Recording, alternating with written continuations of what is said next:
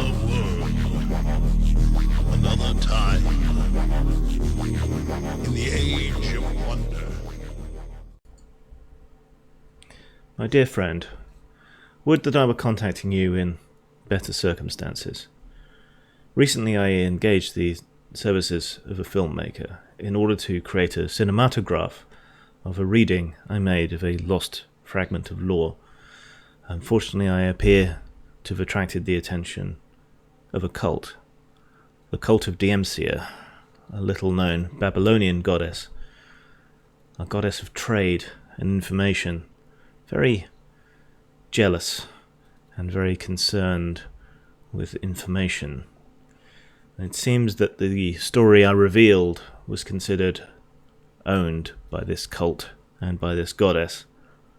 By some measure, unknown to me, some incantation, they were able to remove utterly any remaining copy or distinction of the readings that I made, of the film that I made of me describing this discovery.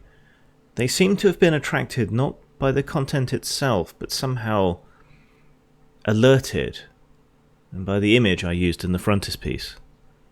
This seems strange. I believe that I have a right to said image. Said image is a likeness of myself. Said image is only a portion of a much larger work. That this should attract the attention of the cult seems peculiar. Anyway, I am sending you this letter as insurance. I will attempt to deal with this cult. I will attempt to treat with them. I will attempt to come to some kind of understanding, because it is my belief that knowledge should be shared. It is my belief that this finding is simply too important to be allowed to fall by the wayside.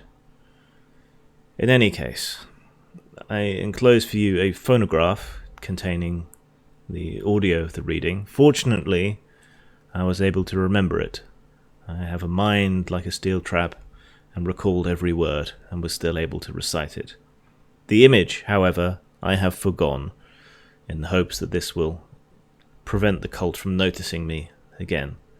When I get in touch with them, when I talk with them, hopefully we can come to some manner of understanding, despite their strange and terrifying beliefs about knowledge.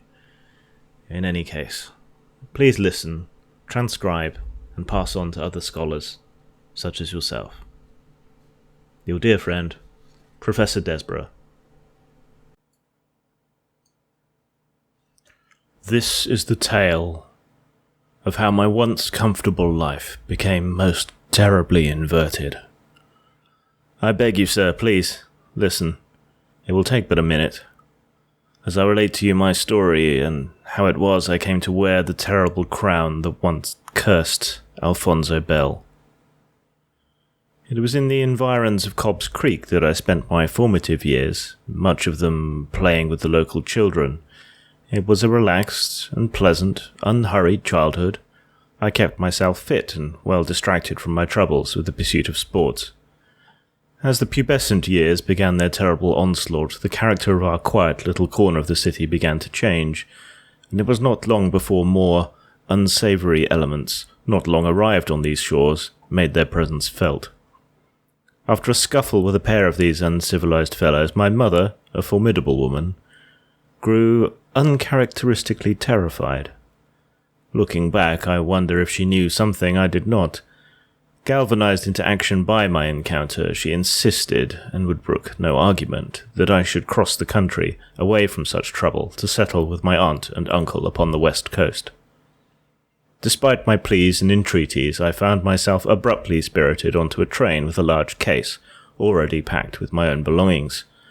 With a mere kiss on the cheek, and no advice or aid beyond a handful of rumpled bills and my ticket, she sent me away. All I could do was to retreat into my books on the long journey, even as I seethed with resentment.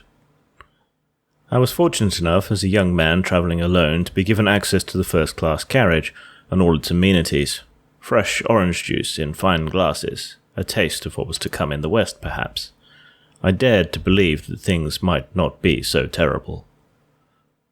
Once I arrived in the City of Angels and took my leave of the train, I was able to hail a motor cab. Here, perhaps, was my first true hint that trouble had followed me, for, despite the palatial richness of the conveyance, the driver had the air of the sea about him, the stink of the tide line, a fact I was unable to keep to myself. The house of my aunt and uncle was an impressive house, built in the manner of the East Coast, well-to-do, out of place in this bright and sunlit area of the country, but I had finally reached my destination and the true beginning of my dread fate, as the Prince of Bel-Air. If you like what I do here, please like, subscribe. You can find me on social media, on Twitter at Grimachu, James Desborough on Facebook, James Grim Desborough on G+. My main website is postmortemstudios.wordpress.com. If you want to help me out with a little money, which will go to support my games, writing and other projects, you can do so at Patreon, which is also Grimachu.